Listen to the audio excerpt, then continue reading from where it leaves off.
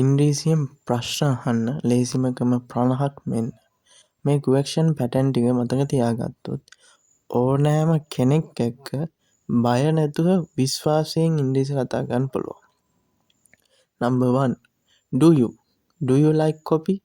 ඔයා කෝපි වලට කැමතිද? Do you play football? ඔයා පාපන්දු ක්‍රීඩා කරනවද? Do you read books? ඔයා පොත් කියවනවද? Do you want tea? ඔයාට තේ ඕනද? Do you watch movies? ඔයා සිනමා බලනවද?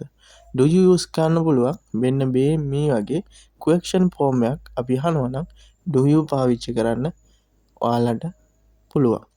Number 2. Are you tired? ඔයාට මහා වෙහෙසටපත් වෙලාද? Are you learning English? ඔයා ඉංග්‍රීසි ඉගෙනගෙන ඉන්නවාද? Are you feeling okay? ඔයාට දැනෙන විදිය හොඳයිද? Are you enjoy this? ඔයා මේක අගය කරනවද? Are you free now? දැන් ඔයා නිදහස්ද? Are you යොදාගෙන question form එකක් අහන්න පුළුවන්. Number 3. Where? කොහෙද?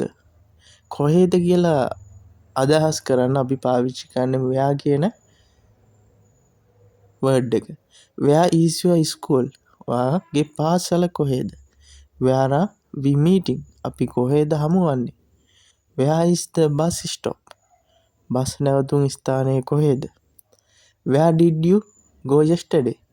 ඔයා ඊයේ කොහෙද ගියේ? Where can I buy this?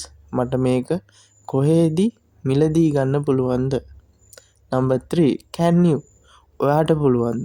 පුළුවන්ද කියන question එක අහන්න can you වචනය පාවිච්චි කරනවා. Can you open the door? ඔයාට දොර විවර කරන්න පුළුවන්ද? Can you show me? මට පෙන්වන්න පුළුවන්ද? Can you run fast? ඔයාට ඉක්මනින් ධාවනය කරන්න පුළුවන්ද? Can you write it? ඔයාට ඒක ලිවිය හැකිද? Can you lend my money? මට සල්ලි ණයට දෙන්න පුළුවන්ද? Can you බොහොම ලේසි. Number 5. Why? ඇයි කියලා question එකක් අහද්දි අපි why කියන word එක භාවිතා කරනවා. Why is she sad? ඇයි ඇය දුක් වෙන්නේ? Why are you smiling?